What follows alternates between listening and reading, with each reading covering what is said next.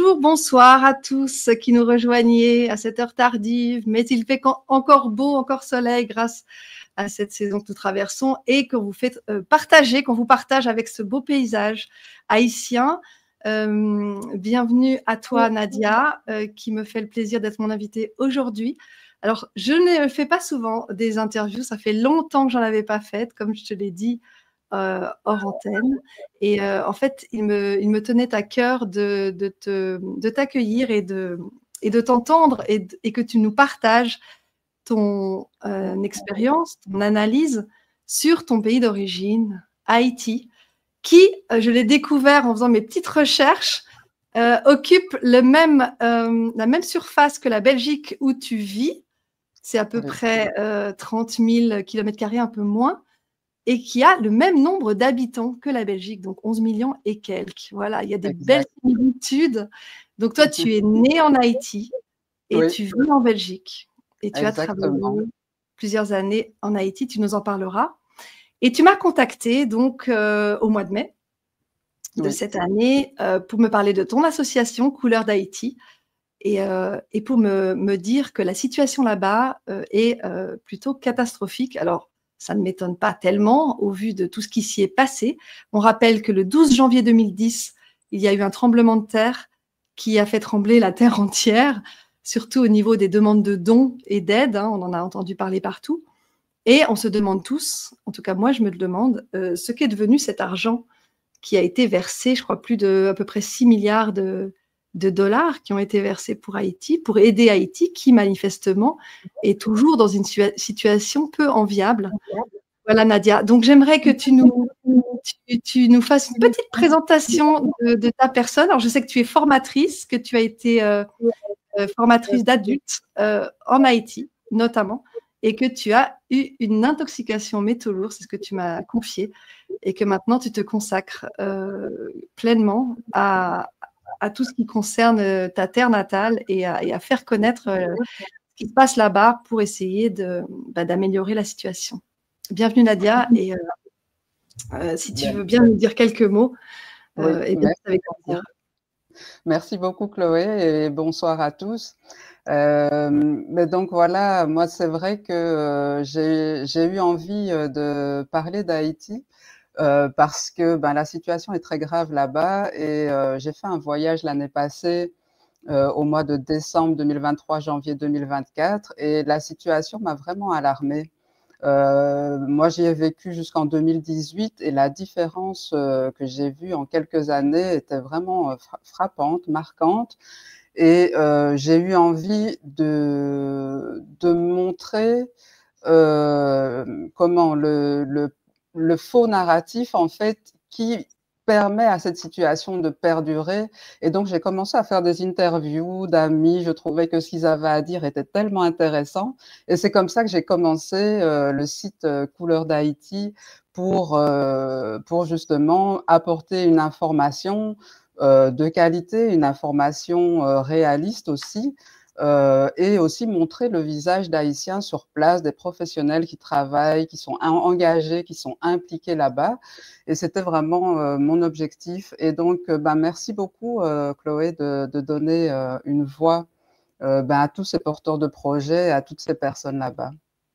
Mais je t'en prie, Nadia. Et ce qui m'a frappé aussi en regardant un petit peu, en étudiant l'historique d'Haïti, c'est que c'est la première terre d'esclaves qui s'est libérée. Donc, c'est la première révolution d'esclaves qui a réussi en 1804, après 13 ans de conflit contre les Français et voilà, qui avait pris le dessus sur les Espagnols qui avaient d'abord colonisé l'île.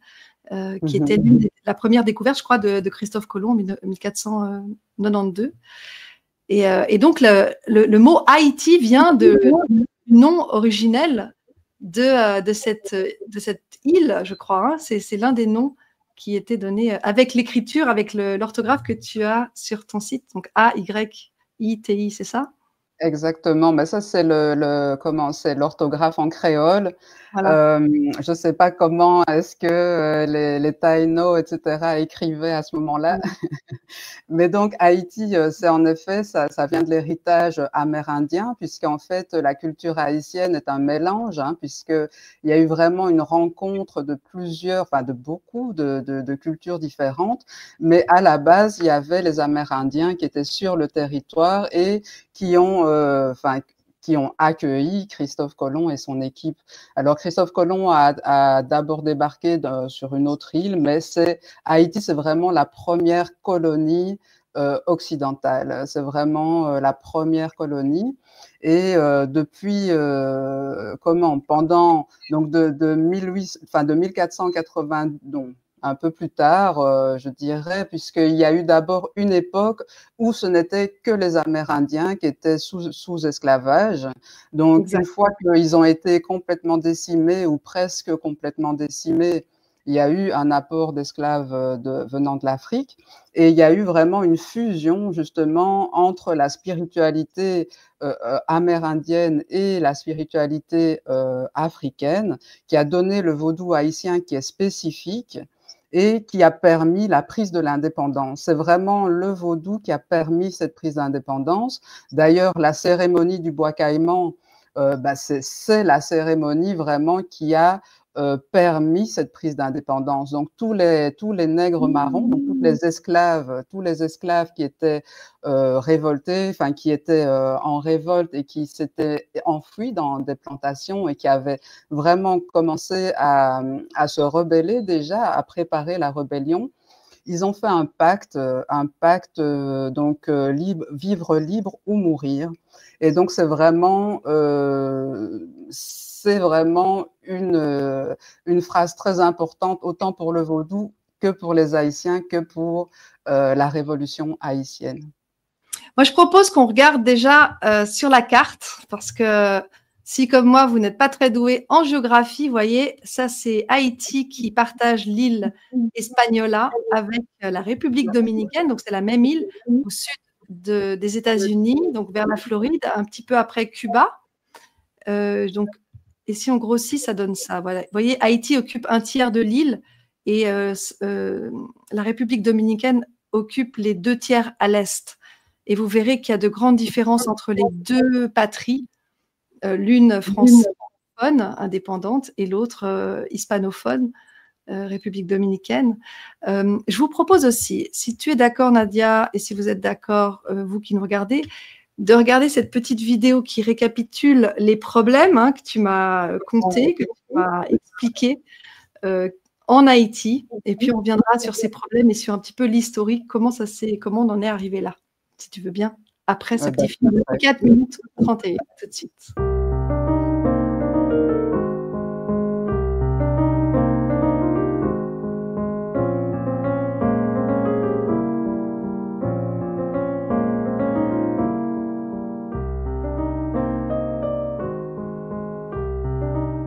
Un pays peut être représenté comme un véhicule avec ses 4 roues.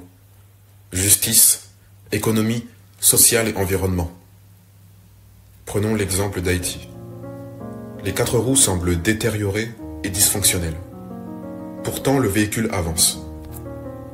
Comment? Avec des roues dans quel état? Et vers quelle destination? Regardons de plus près.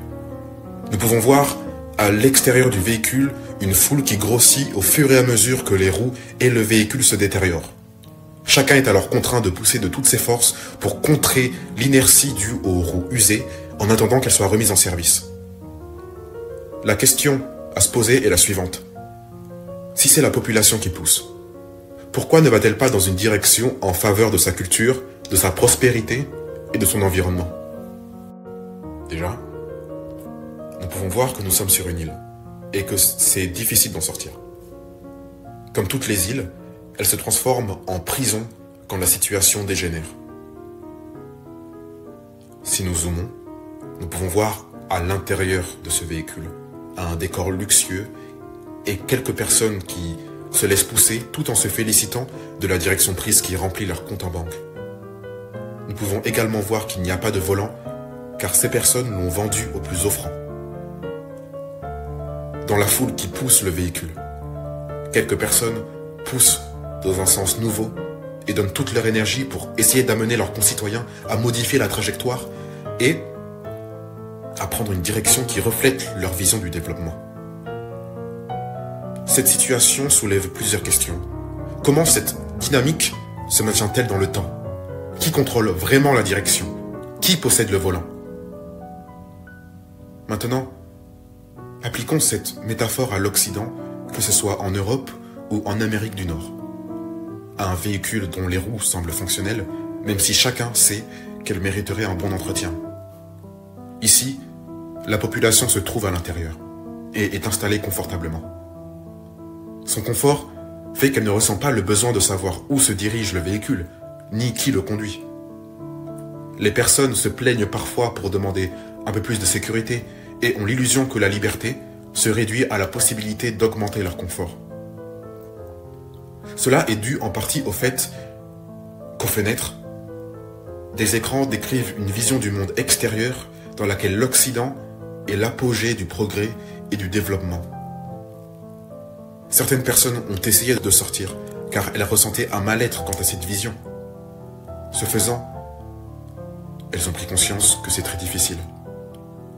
Ce qui conduit le véhicule fait tout pour que personne ne sorte et que personne n'ait envie de sortir en donnant abondamment du pain et des jeux ou des sanctions.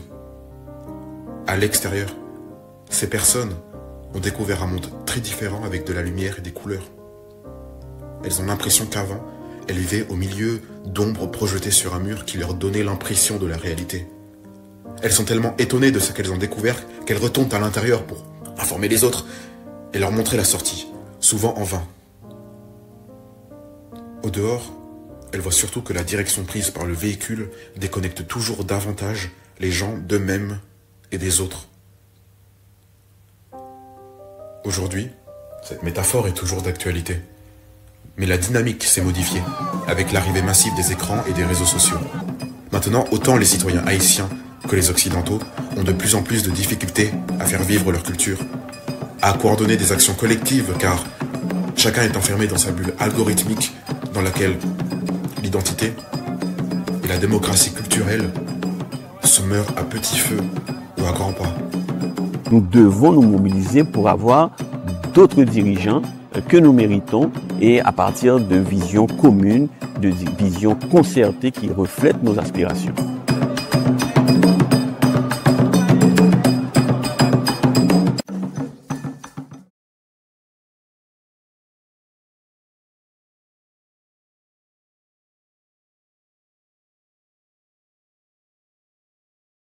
Voilà, un petit résumé pour ceux qui débutent, dont moi, et pour avoir une vue d'ensemble. Alors, quel est le problème principal, tu dirais, Nadia? Et peut-être fais-nous un petit peu l'historique avec l'influence de la dynastie Duvalier, qui a quand même régné comme des rois, en fait, entre 1957 et 1986, 30 ans. Avec des personnages qui se sont qui ont été proclamés présidents à vie, c'est ça? Oui. Qu'est-ce qui s'est passé avant et qu'est-ce qui se passe depuis le tremblement de terre, si tu arrives à nous en dégager les principales lignes? En fait, le principal problème en Haïti, c'est un faux narratif qui se perpétue depuis maintenant très très longtemps. Et ce faux narratif, en fait, sert les intérêts d'une petite élite haïtienne et de certaines puissances étrangères. Et en fait, bon, le problème va beaucoup plus loin, évidemment, parce qu'en fait, c'est cette ingérence étrangère qui est multiple, hein, d'accord? Donc, c'est une ingérence autant politique. Donc, on a pu le voir, par exemple, après le tremblement de terre, le président qui a été élu, c'était après qu'il y ait eu vraiment une interférence claire de Hillary Clinton dans le processus démocratique. Donc, voilà, il y a eu cet événement-là. Donc, il y a aussi l'ingérence économique. Et donc, l'ingérence économique est là depuis aussi très longtemps. Et c'est principalement, en fait, au moment des Duvalier, d'accord? C'est au moment, en fait, de Jean-Claude Duvalier, donc le fils de François Duvalier, qui a été président de 71 à 86, que toute la politique néolibérale s'est mise en place et que, que tout le système de développement économique anti-paysan s'est mis en place. Donc, il y a eu comment je dirais, étapes. Et avant le tremblement de terre, il y avait déjà énormément d'ingérence qui a commencé en 1915, enfin bien qu'elle était déjà là avant, mais l'ingérence américaine a vraiment commencé en 1915 où le président a décidé de venir envahir Haïti avec des Marines. Et cette ingérence a quand même eu comme conséquence un traité. Alors, le traité en lui-même, en fait, c'est que premièrement, les États-Unis pouvaient gérer les finances d'Haïti. Deuxièmement, ce traité disait aussi que c'était les États-Unis qui géraient la douane. Que les forces armées étaient sous contrôle américain. Donc, en fait, c'est une ingérence totale. C'est vraiment une ingérence totale. Et en plus militaire. Donc, il y avait vraiment des militaires. Et quels militaires sont venus en Haïti pour faire régner l'ordre? Comme c'était en 1915, il y avait toujours la ségrégation raciale aux États-Unis.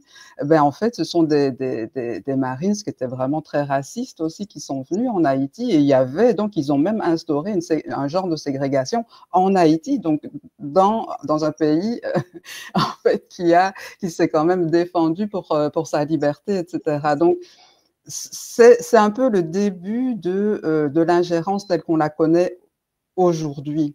Donc, c'est vraiment cette occupation américaine.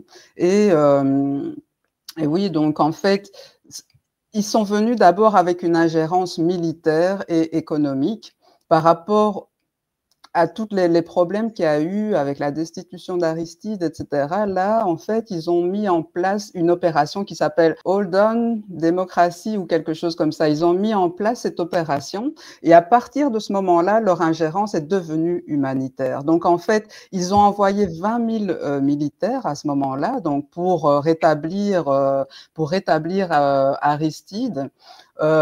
Et pendant ce moment-là, en fait, ils ont aussi envoyé de l'aide humanitaire, etc., pour justifier leur présence. Mais c'était quand même une justification d'une ingérence énorme, puisque c'était militaire, humanitaire, économique aussi, parce qu'au moment où c'était la dynastie des Duvalier, ce qui s'est passé, c'est Jean-Claude Duvalier a accepté d'abord en fait la dette du FMI et de la Banque mondiale.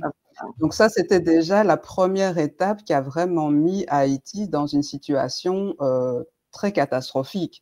Donc déjà, Haïti sortait de la double dette illégale de l'indépendance qu'elle a payée. En fait, Haïti a payé cette dette jusque 1952, je pense. Donc il y avait cette dette qui a commencé en 1825 jusque donc en 1952. Ensuite, arrive François Duvalier qui contracte une dette avec le FMI et la Banque mondiale.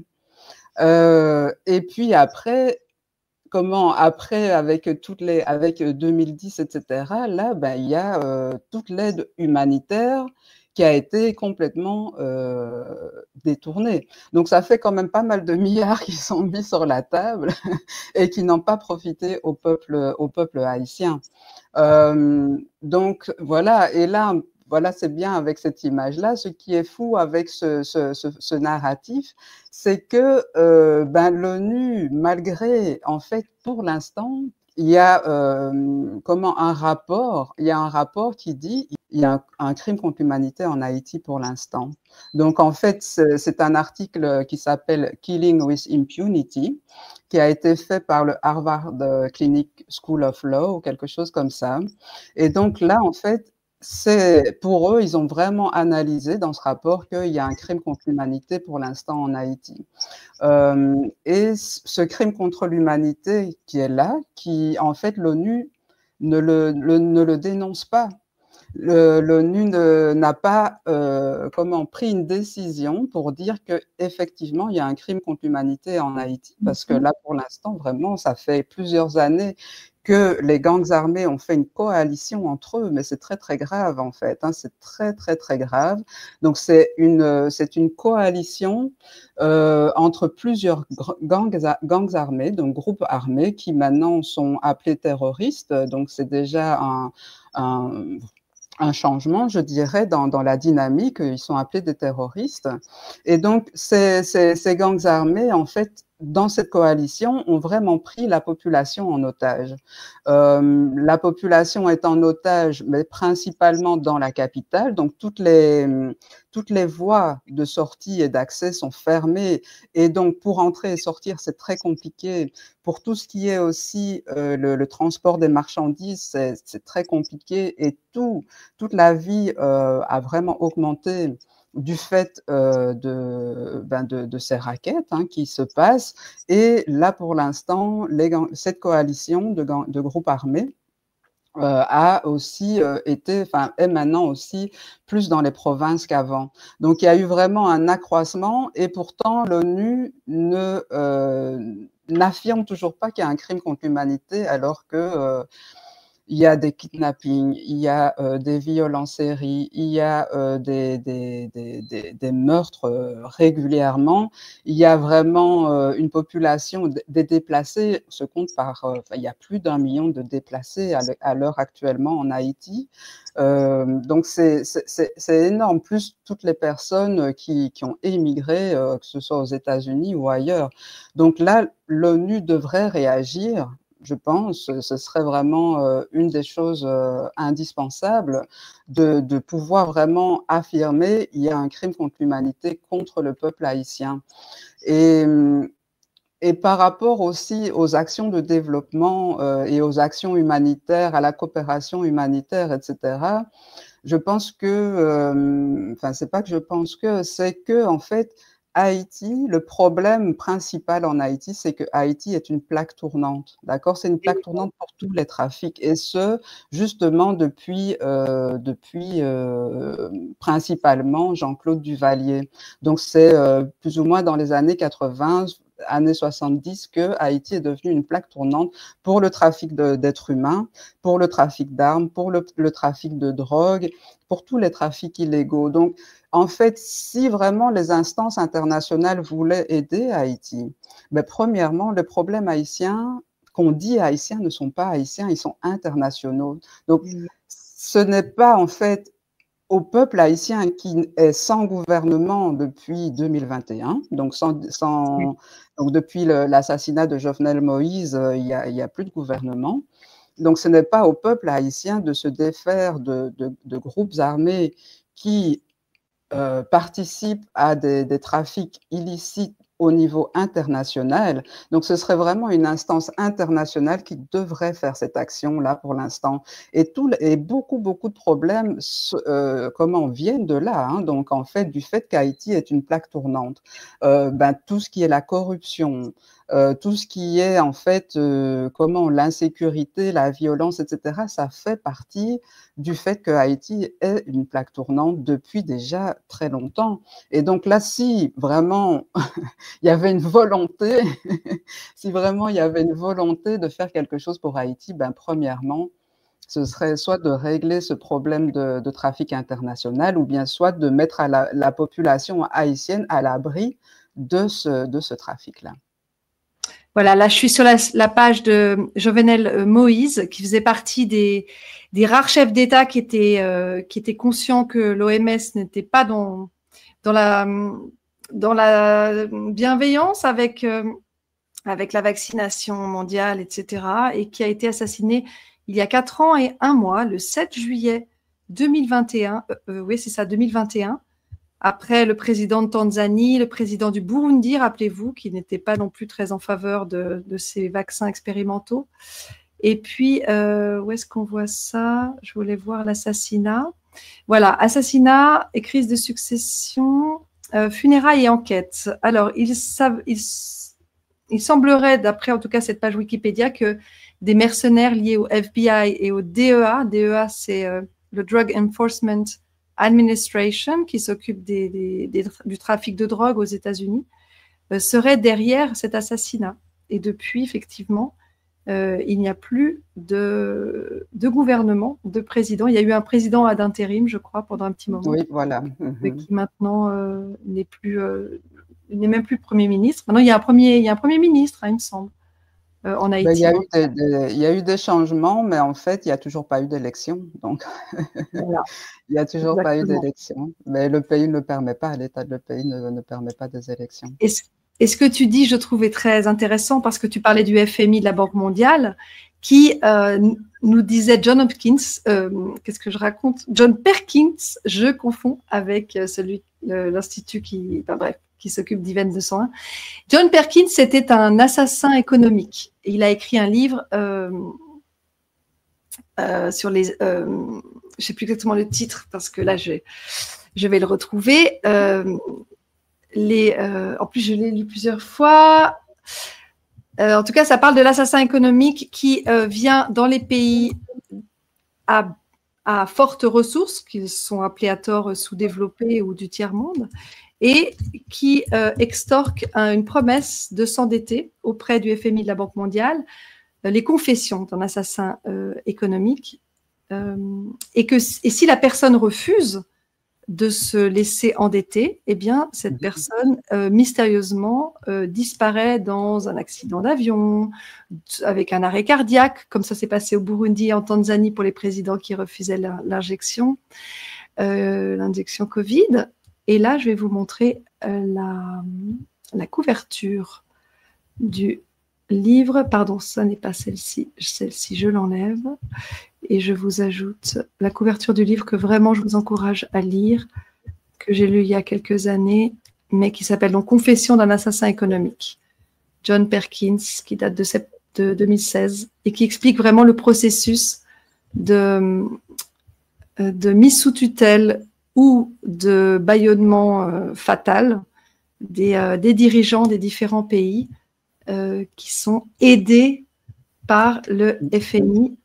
Et voici la couverture et la Banque mondiale. Donc, ils endettent leur pays et ensuite, ils doivent appliquer les mesures d'austérité, les votes à l'ONU, toutes les directives de l'ONU, finalement, qui sont guidées par FMI et Banque mondiale. Voilà, confession d'un assassin économique. Voilà, donc c'est un peu aussi tout ce que décrit Naomi Klein dans la stratégie du choc. C'est un peu ce qu'elle décrit. Voilà, c'est ça, exactement. Et ça s'est passé en Haïti. Ça se passe en fait dans tout ce genre de pays où il y a ce qu'on appelle la misère. Mais la misère, c'est toujours le résultat de choix. C'est toujours le résultat de politiques économiques désastreuse pour la population et qui n'a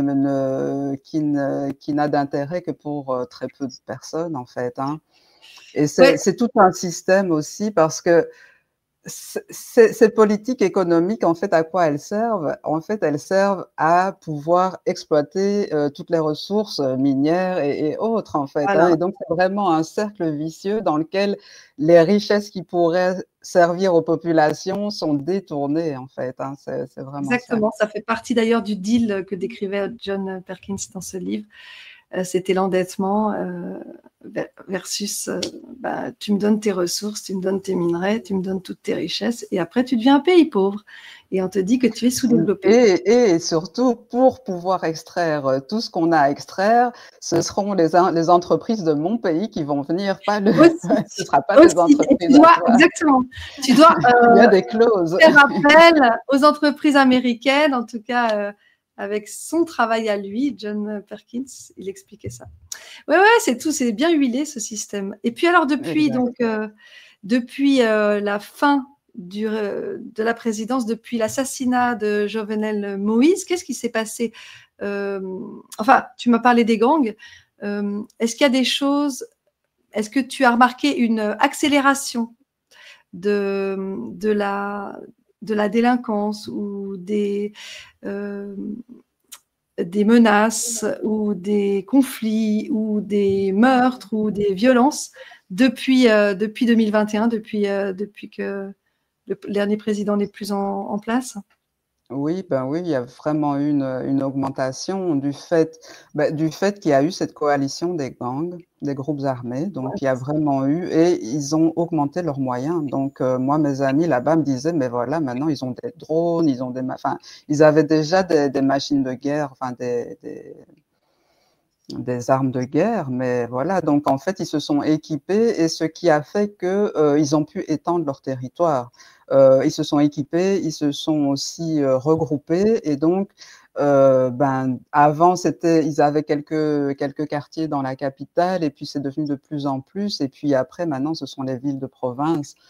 Il y a vraiment quelque chose de beaucoup plus systématique maintenant. Voilà, et la population résiste. Hein, donc, vraiment, il y a des brigades de défense civile qui s'organisent, qui montent la garde la nuit, qui mettent des barricades. Donc, il y a vraiment toute une résistance énorme que les médias ne montrent pas. Et donc, quand on montre la violence, on montre ces gens qui manifestent ou bien ces gens qui essayent de se défendre. Mais on ne montre pas la violence de tout ce système corrompu. Et donc, voilà, donc là, la situation s'aggrave et il y a eu vraiment aussi tout l'exode, je dirais, l'émigration aux États-Unis avec le programme Biden.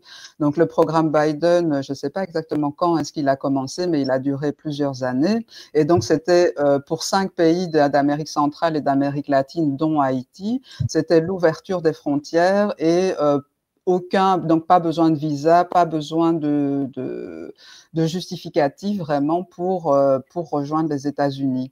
Et donc, il y a eu une exode mais massive à ce moment-là et Haïti s'est vraiment retrouvé en difficulté parce que faire fonctionner un hôpital avec la moitié du personnel ou une école, une université, etc., voilà, c'était vraiment la moitié et parfois plus que la moitié du personnel qui manquait. Donc, faire fonctionner des institutions et des organisations comme ça, ce n'était plus possible.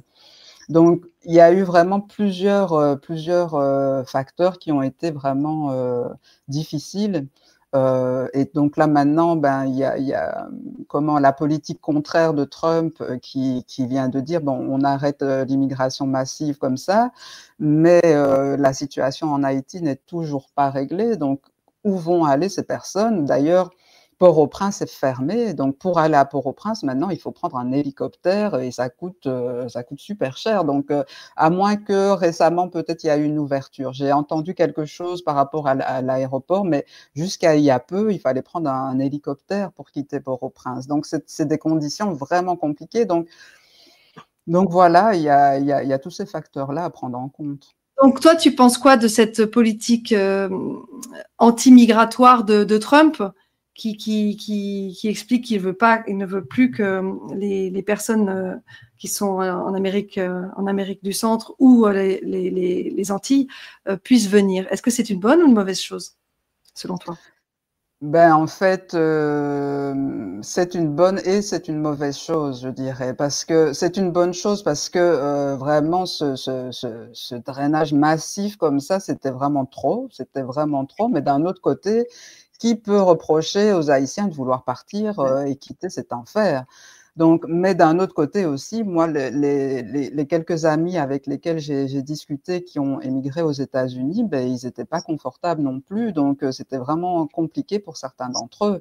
Et donc voilà, donc d'un autre côté, ça peut être bien une immigration pensée avec avec une prise en charge, quelque chose, mais là, voilà, moi voilà, je peux pas condamner toutes les personnes qui sont parties et je peux pas me dire que voilà. Après, je pense aussi que Trump, son optique, c'est aussi de peut-être se protéger et protéger son pays parce que Haïti est quand même, il y a quand même pas mal de criminels en Haïti. Donc, premièrement, il y a eu des criminels qui ont été libérés sous plusieurs administrations américaines qui ont rejoint Haïti et qui maintenant forment ces groupes armés. Il y a eu des criminels aussi parce que les groupes armés en Haïti ont fait plusieurs opérations où ils ont attaqué des prisons et donc où ils ont libéré tous les prisonniers en Haïti. Donc, voilà, donc je pense aussi que en plus en qualifiant de terroristes certains groupes armés, je pense que la politique de Trump, c'est une politique protectionniste. Ben, moi, c'est ça qui me semble, et on ne peut pas le blâmer. Mais d'un autre côté, voilà, c'est difficile, je trouve, de trancher cette question. Et par rapport au trafic d'enfants, parce que c'est quand même assez actuel, maintenant de plus en plus de personnes se rendent compte de la pédocriminalité mondiale, institutionnalisée et facilitée avec des pays comme Haïti. Est-ce que tu penses que c'est en voie de se résoudre, ou est-ce que c'est toujours aussi fort? Qu'est-ce que tu as comme information par rapport à ça? Ben, moi, ce que j'ai comme information, c'est qu'il n'y a pas encore très longtemps, je pense que c'était le rapport de 2023, ben, Haïti, c'est le 2e pays où il y a le plus de trafic d'êtres humains dans les Amériques en termes de prévalence. Donc, c'est-à-dire, si on prend le ratio entre le nombre total de la population et le nombre de personnes trafiquées, ben, Haïti est le deuxième pays dans toutes les Amériques, donc c'est énorme. Et ce que, par exemple, l'UNICEF ou des organisations comme ça disent, c'est que dans le trafic humain, en général, il y a plus ou moins un tiers d'enfants. Donc ça veut dire que c'est énorme, en fait, hein. Et donc le problème est toujours d'actualité, puisque les groupes armés sont toujours là. Et tant qu'il y a de l'instabilité, de la pauvreté, et un État faible, ben c'est le terrain parfait pour faire du trafic d'enfants, en fait, hein. Il y a tellement d'enfants qui sont dans les rues pour l'instant, puisque les gangs armés, une de leurs activités, ben, c'était de brûler les maisons ou bien de mettre les gens en dehors de chez eux. Donc il y a eu vraiment énormément de personnes déplacées, et dans toutes ces personnes déplacées, il y a évidemment beaucoup d'enfants. Alors, donc voilà, donc je pense pas que le problème est en train de se résoudre. Donc peut-être avec la politique de Trump de fermer les frontières, etc., peut-être qu'il y aura quelque chose, mais voilà, ça je peux pas le dire. Parce que les frontières ouvertes, ça n'aidait pas non plus, hein. Avant, avec les frontières totalement ouvertes, la politique de Biden, je pense que ça a aussi encouragé ce trafic d'êtres humains et ce trafic d'enfants. Donc, est-ce que le fait de fermer les frontières, ça va un peu limiter? Voilà, ça c'est... L'avenir nous le dira. Revenons sur le tremblement de terre donc de 2010, du 12 janvier 2010. Là, l'ONU a rendu hommage, c'était un article qui date de 2023, là, sur son site, aux victimes de 2010, qui ont fait 280 000 morts et je crois autant de blessés. Donc, c'est pas un petit truc. Qu'est-ce qui s'est passé avec ce tremblement de terre, et qu'est-ce qui s'est passé avec l'argent des ONG, des institutions et de la fondation qui est arrivée à la fondation Clinton notamment? Donc, qu'est-ce que tu peux nous en dire? Qu'est-ce que tu sais de ce qui s'est passé réellement avec ces aides, entre guillemets? Ben, ce que je peux dire, c'est que moins d'1% est allé au service public d'Haïti. Et donc ça, c'est extrêmement grave, parce que et donc il y avait plus ou moins 6 milliards qui ont été récoltés. Alors, Bill Clinton était co-directeur d'une commission qui s'occupait de gérer l'argent de récolté pour ce tremblement de terre, en partenariat avec Hillary Clinton et la fondation Clinton.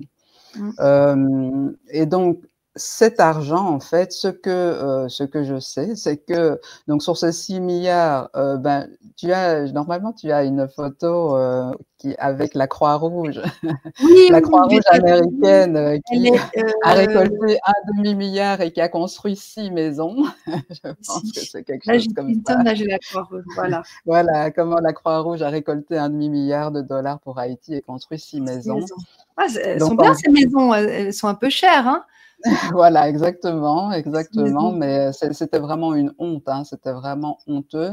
Et donc, en fait, ben, Hillary Clinton et Bill Clinton, ben, en fait, ce qu'ils ont fait, c'est que l'argent qu'ils ont récolté, il y a une partie qui a été à une entreprise américaine qui avait justement, lors de l'ouragan Katrina, donc au sud des États-Unis.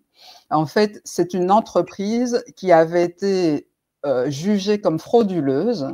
Et cette entreprise a été engagée par les Clinton pour donner le service que les États-Unis avaient refusé pour cause de fraude. Et donc, et c'était en fait donc juste un transfert de fonds, voilà. Et parce que cette entreprise même n'a même rien fait en Haïti vraiment. Donc voilà. Donc il y a eu ça. Il y a eu le fait aussi qu'ils ont construit un centre où soi-disant ça allait faire 30 000 emplois ou quelque chose comme ça. Et en fait, il y a eu maximum 6 000 emplois. Donc, c'était vraiment, vraiment très, très grave. Donc, c'était une usine de manufacture, etc.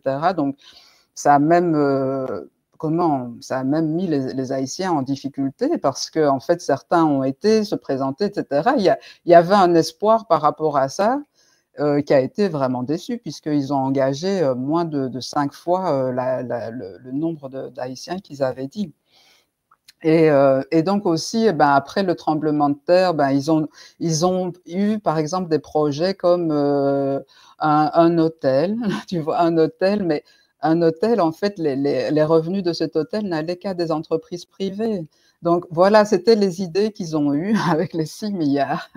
C'était ce genre d'idées qu'ils ont eues. Et donc la population, moi j'ai été quelques années après, il y avait toujours des gens sous les tentes, il y avait toujours des camps de réfugiés, il y avait toujours des débris. Donc, c'est tellement honteux, quoi. C'est vraiment honteux.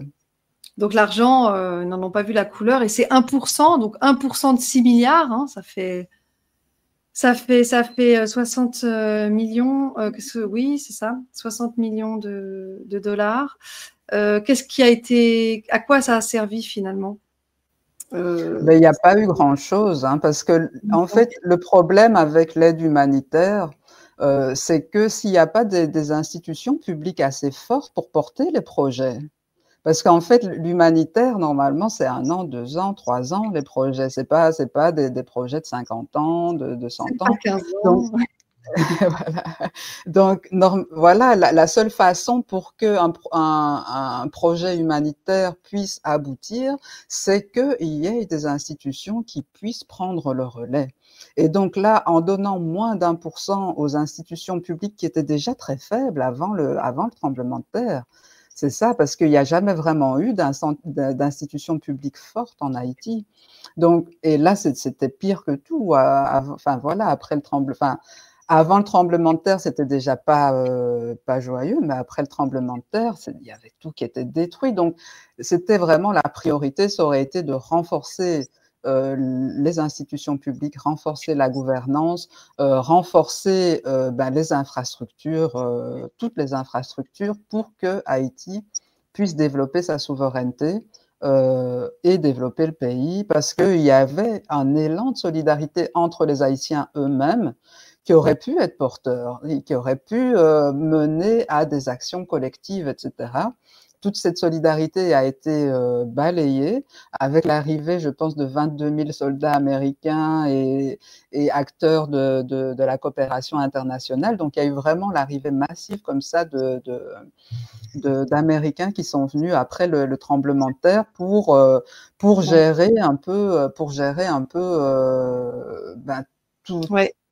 toutes ces actions-là, en fait. Hein. Là, vous avez un récapitulatif de l'ingérence américaine depuis 1915 en Haïti. Et là, on voit 2010, effectivement, envoi de 22 000 soldats pour l'aide humanitaire, contrôle de l'aéroport de Port-au-Prince, donc la capitale d'Haïti. La reconstruction est planifiée via la Commission intérimaire pour la reconstruction d'Haïti, CIRH, co-présidée par Bill Clinton.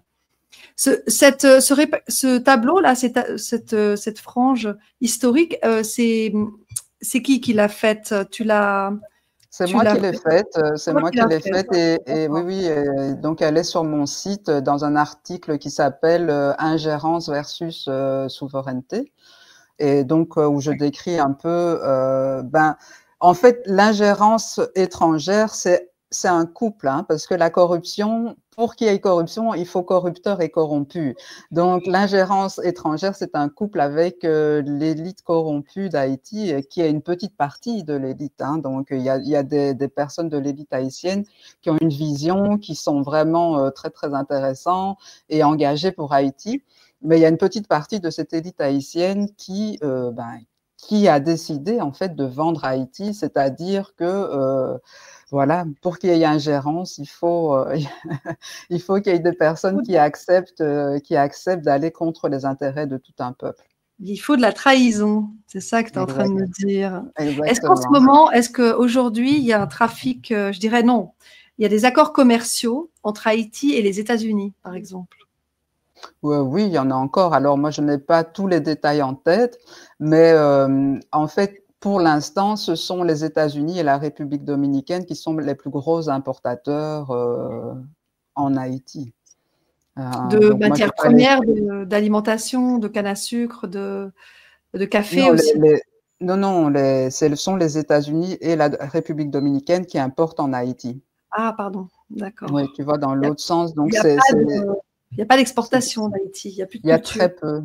D'accord. Donc, vraiment, c'est dérisoire par rapport.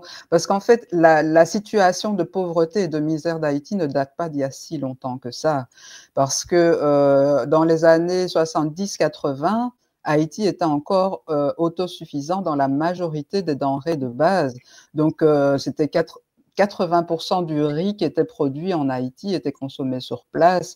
Donc, c'est vraiment avec la politique de Jean-Claude Duvalier que tout ce système a été déconstruit, etc. Donc, avant, oui, avant, il y avait beaucoup plus d'exportation et il y a eu un déséquilibre qui a fait qu'il y a eu beaucoup plus d'importation. Et c'est comme ça que, comme Haïti est principalement rural, donc surtout là, dans les années 80, etc., c'était pratiquement 80% de la population qui était toujours rurale.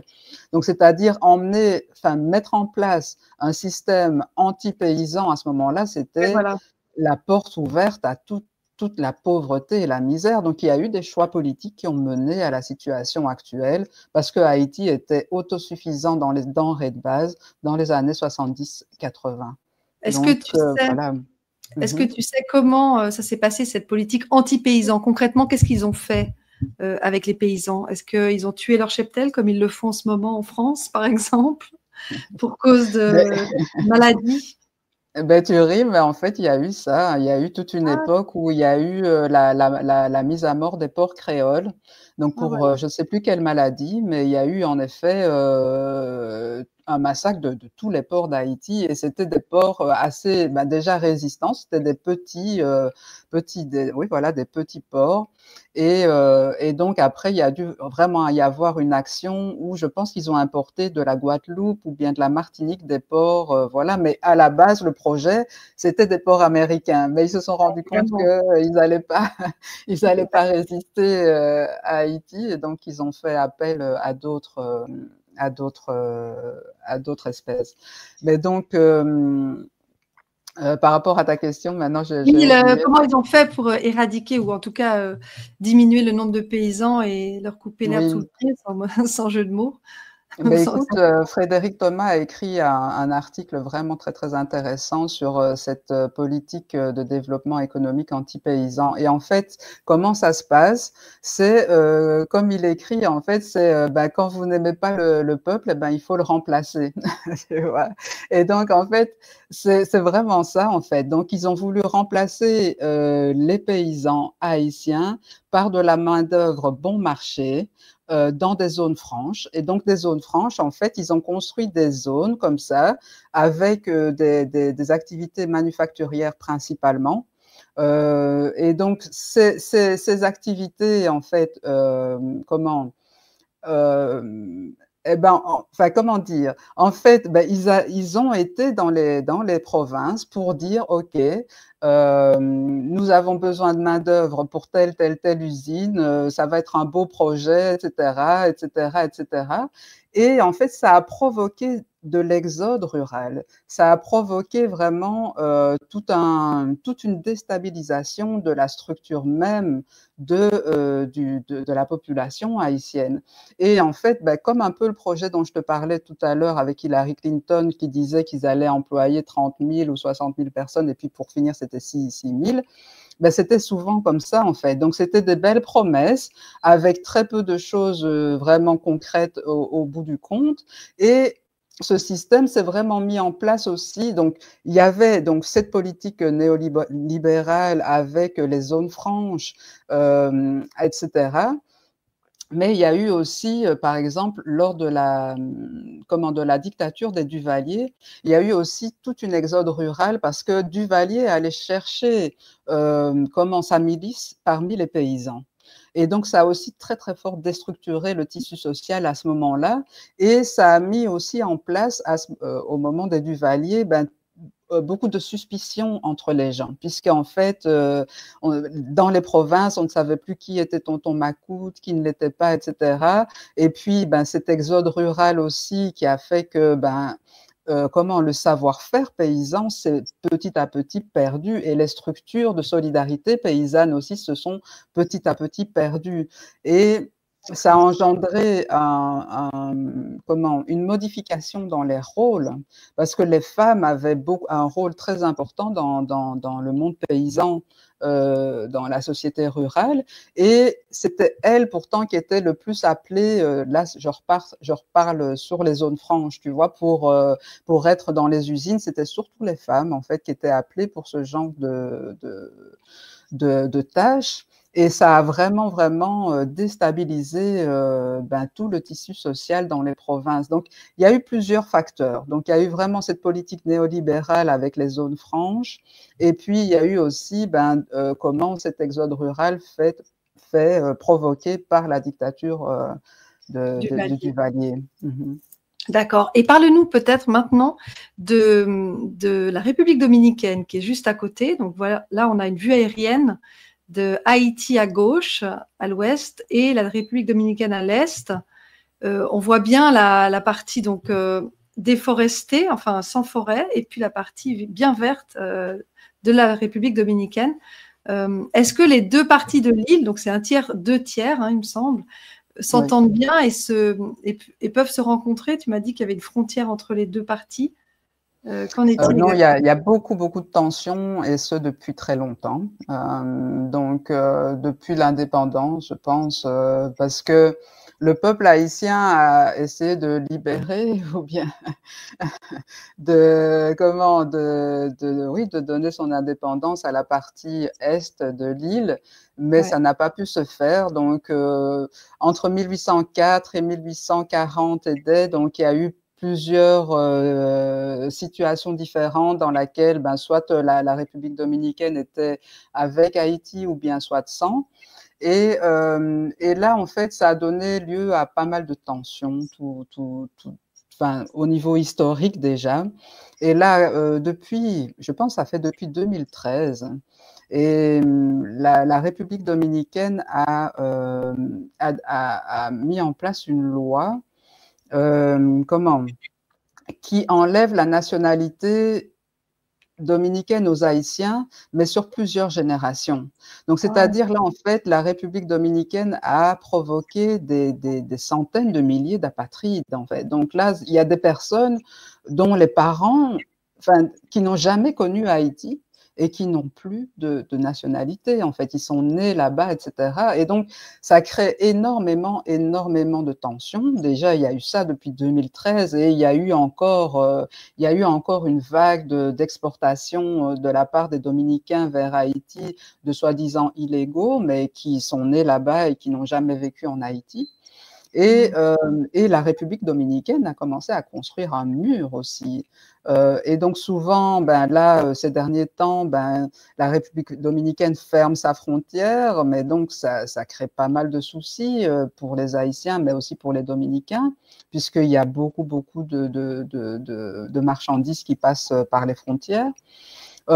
Et donc, voilà, et là, pour réagir à ça, les Haïtiens se sont mis à construire le canal de Wanamint. Donc, c'est une grande actualité pour les Haïtiens parce que ça faisait longtemps qu'ils ne s'étaient pas mis ensemble pour un projet commun. Et donc, c'était la construction de ce canal qui, en fait, le canal de Wanamint, en fait, aurait dû être autant dominicain que haïtien, mais jusqu'à présent, il n'était que dominicain. Et donc, avec toutes ces histoires de frontières, d'immigration, d'illégaux, etc., les Haïtiens se sont mis ensemble et ont dit, OK, ce canal, il nous appartient autant qu'aux Dominicains. Et donc, on va faire quelque chose, on va se mettre ensemble et ça a donné des résultats, ça a donné ses fruits. Et voilà, mais donc, les relations sont quand même très, très fort tendues. Voilà.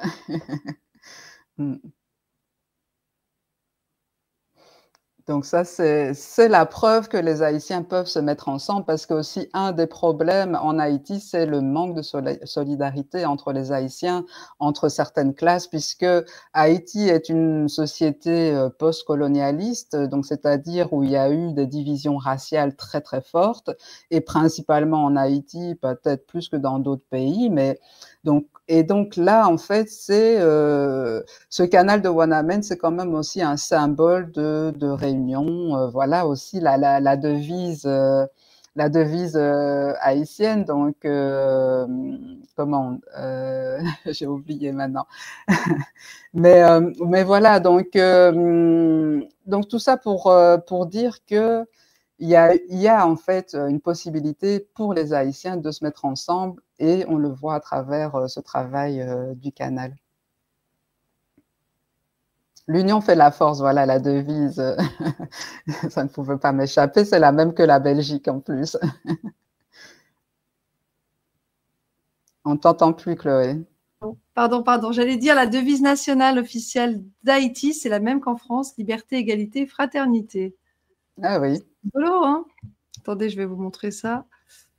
Parce qu'il y a aussi l'union fait la force. Sur le drapeau, il est marqué, c'est l'union fait la force. Et oui, il y a deux. Voilà, il y a deux devises. Okay. Je vous laisserai aller sur la page Wikipédia d'Haïti. Est-ce qu'il y a des solutions autres?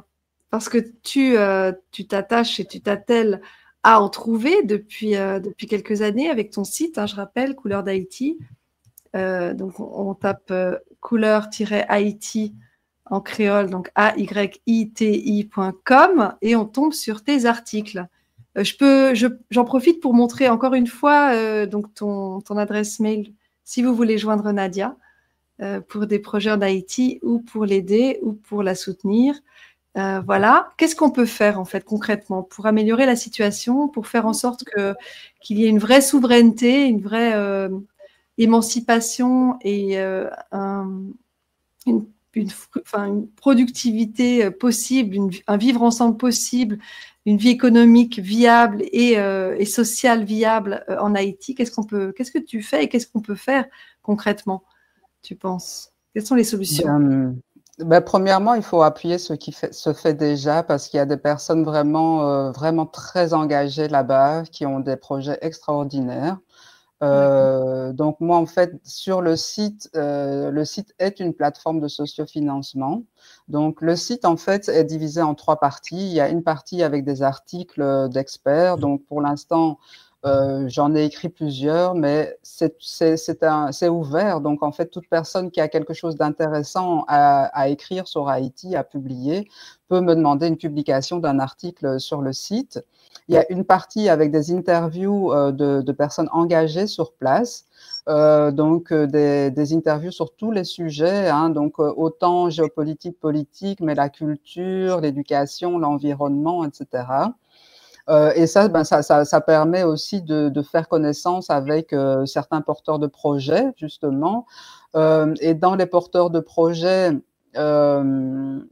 mais donc, comme c'est une plateforme de sociofinancement, qui est amenée à prendre de l'ampleur, hein, parce que le projet est assez récent. Là, le site a été publié seulement au mois d'avril, donc c'est tout récent. Pour l'instant, il n'y a pas encore beaucoup de projets qui sont publiés, mais là, je suis en discussion avec pas mal de personnes pour pouvoir justement publier leurs projets et que ça devienne vraiment quelque chose de beaucoup plus important. Et donc, voilà, c'est certain que d'appuyer ce qui se fait déjà. Donc là, par exemple, je pense à Yvon Janvier qui a un institut voilà, celui-ci, ILEA, Institut de leadership et d'action humanitaire, qui est en fait un institut pour qu'enfin des Haïtiens puissent réagir en cas de catastrophe humanitaire. Et c'est le premier institut dédié à ça en Haïti, alors que c'est un pays où il y a quand même régulièrement des ouragans, des tremblements de terre, etc.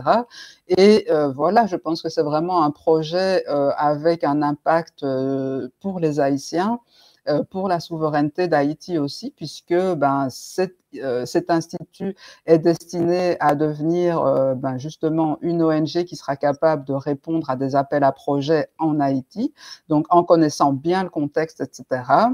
Il y a le projet de James Vergniaud, qui est un terrain expérimental en agroforesterie syntropique.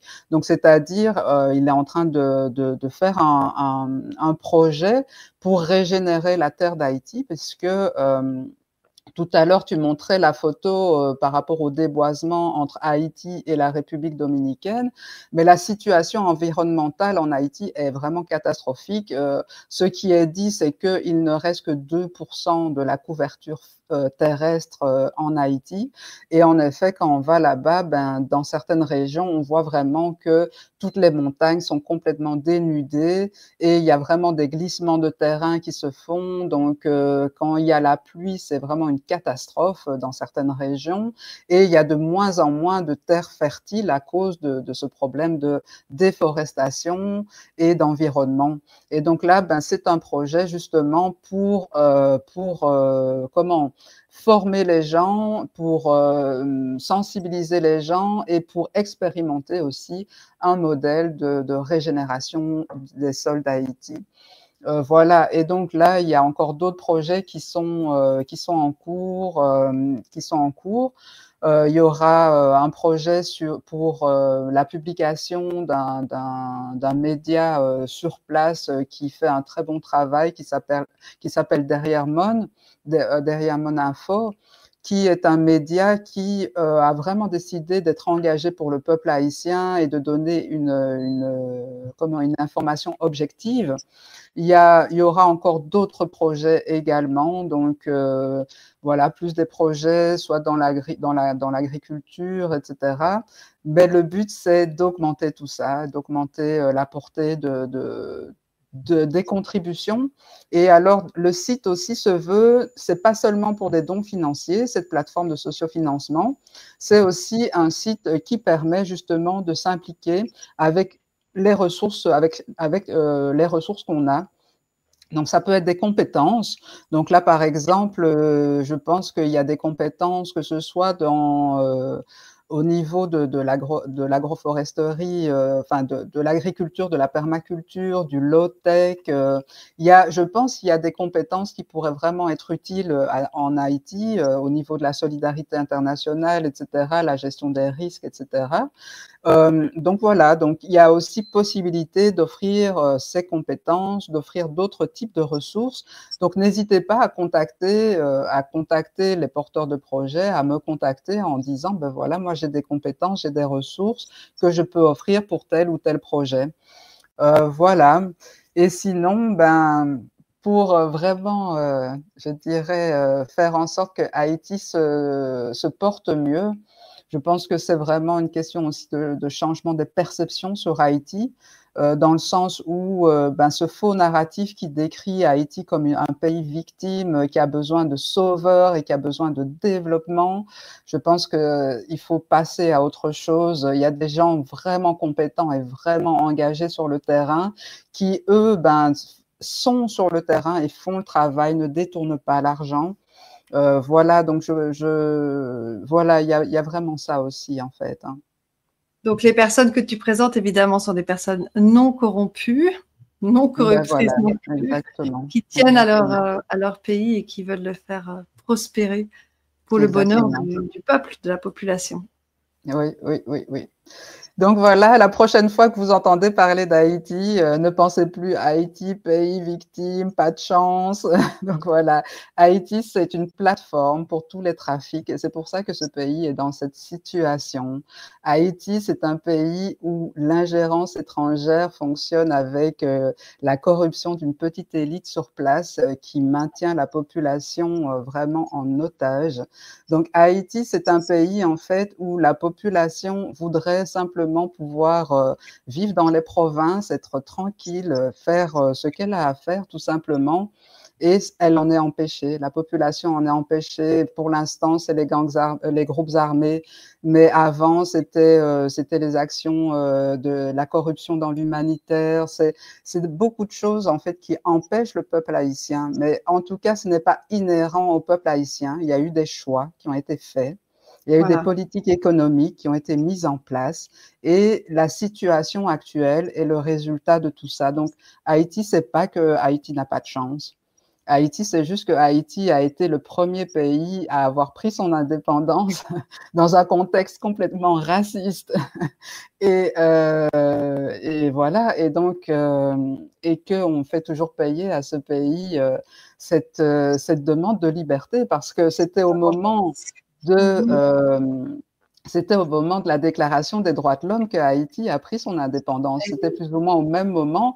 Et le peuple haïtien a dit à la terre entière, ce sera les droits de l'homme, mais ce sera les droits de tous les hommes, des hommes noirs aussi. Donc, c'est quand même un acte très, très fort par rapport au peuple haïtien. Donc, voilà. Bravo Haïti. Moi, je ne savais pas que c'était la première terre, la première révolution d'esclaves réussis, la première terre d'hommes libres, hein, finalement. Et le premier empereur, hein, puisqu'en fait, comme l'armée des esclaves d'Haïti ont battu l'armée de Napoléon qui était empereur, donc celui qui était général en chef des armées d'Haïti s'est nommé empereur aussi. Mais donc, en fait, il est allé très très loin en fait dans sa vision, parce qu'il a dit que les personnes de n'importe quelle nationalité, si elles viennent en Haïti pour chercher de la liberté, elles seront considérées comme des Haïtiens. Donc, en fait, il a ouvert cette perspective de liberté à toutes les personnes qui cherchaient vraiment une vraie liberté, quoi. C'était devenu un pays d'accueil, tout simplement. Qui a été malmené, mais les Haïtiens n'ont pas dit leur dernier mot. Donc, oui. Vous pouvez les contacter maintenant via Nadia, vraiment. Nadia Dor, donc Dor, c'est ton nom de famille ou c'est ton pseudo en fait? Non, c'est mon vrai nom, c'est mon vrai nom de famille. Magnifique. Tu portes très bien, Nadia. Pour ceux qui se posent la question, mon point ici, c'est une tâche de naissance. Je ne suis pas gourou d'aucune secte. Ah oui, je n'ai même pas pensé. C'est bien de le préciser. Là, on va passer, je vais te montrer donc quelques photos de toi. Donc, Nadia avec un masque, voilà ce que ça donne. Ça, c'est le carnaval en Haïti. Oui, voilà. Ah ben dis donc, il faut avoir les épaules là pour porter le masque, un masque de cette taille. Et puis Haïti, c'est aussi ça. C'est aussi la plage, c'est aussi les montagnes, c'est aussi les beaux paysages. Ça n'est pas que la misère, ça n'est pas que les gangs armés, ça n'est pas que la désespérance. Et grâce à la connaissance, eh bien, on se libère. Et Victor Hugo le disait, hein, la liberté commence où l'ignorance finit. Donc, merci à toi, Nadia. Grâce à toi, notre ignorance recule et nous permet de comprendre le monde dans lequel on vit, parce qu'Haïti n'est pas le seul à vivre cette prise d'otage, cette mise en otage de sa population. Et j'en profite pour dire qu'il ne faut pas confondre un gouvernement avec son peuple. Et il faut bien regarder d'où viennent les directives et à quel point les pays sont sous ingérence étrangère, en particulier américaine. On verra ce que ça donne avec Trump. Mais en attendant, un peu de connaissance, un peu d'éveil de conscience, un peu de courage ne font pas de mal à l'équation. Et merci beaucoup, Nadia. On va se quitter avec une chanson que tu as choisie qui s'appelle... dis-le toi plutôt, parce que je ne sais pas. Misère. Mraï misère, ça veut dire je déteste la misère. Ben voilà, Mraï misère. Voilà. Et je vous dis à bientôt, Nadia, n'hésite pas. Donc, pour contacter Nadia une dernière fois, je vous montre le mail info@couleur avec un s-haïti.com et le site couleur-haïti.com. Alors, je vous souhaite une bonne soirée. Je te souhaite une très bonne soirée, Nadia. Je te remercie encore pour tes Merci à toi, Chloé. Merci à toi, Chloé, et merci à tout le monde d'avoir écouté, d'avoir regardé. Merci beaucoup. Et merci à vous qui nous regardez. Et à bientôt. À bientôt. Au revoir.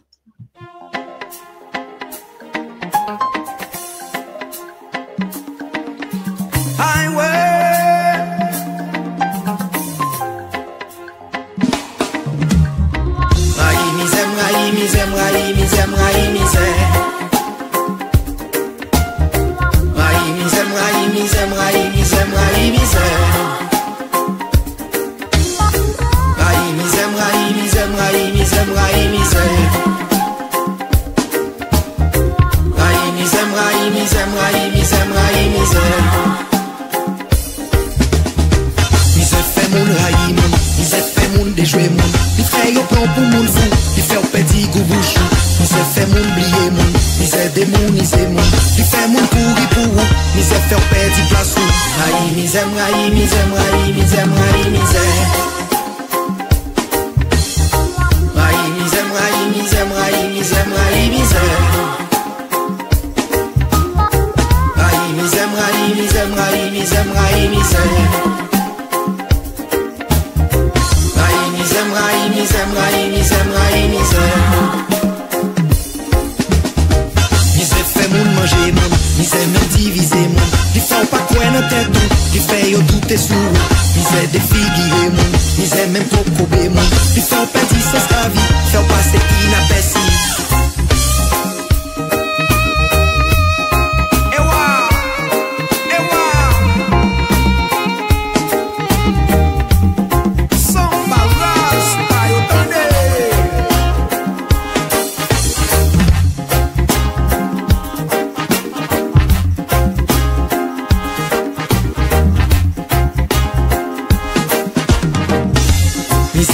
L'oreille calé tendez, mis aime pas saute dans ciel bon Dieu tendez, mis aime pencher dans coin la rue tendez, mis aime pas piti mis sans gado tendez, mis aime gen Baptiste, mis aime gen partenaire, mis aime gen gardien, mis aime gen sécurité, mis aime gen bizawel, mis aime gen tatawel, l'esclavage inauguré, l'état administré, ONG encouragé, religion baptisée, grandon bourgeois utilisé, impérialiste pour elle. Mis aime pas yon l'oreille calé tendez, mis aime pas saute dans ciel bon Dieu tendez, mis aime pencher dans coin la rue tendez, mis aime pas piti mis sans gado tendez, mis aime gen Baptiste, mis aime gen partenaire, mis aime gen gardien, mis aime gen sécurité, mis aime gen bizawel, mis aime gen tatawel, mis aime qu'on prend la main, mis aime qu'on traverse les frontières, avion la Chili, Banque mondiale financière, FMI protéger les Nations Unies, absiveiller. Raï, misère, raï, misère, raï, misère, raï, misère. Raï, misère, raï, misère, raï, misère, raï, misère. Raï, misère, raï, misère, raï, misère, raï, misère. Raï, misère, raï, misère, raï, misère, raï, misère.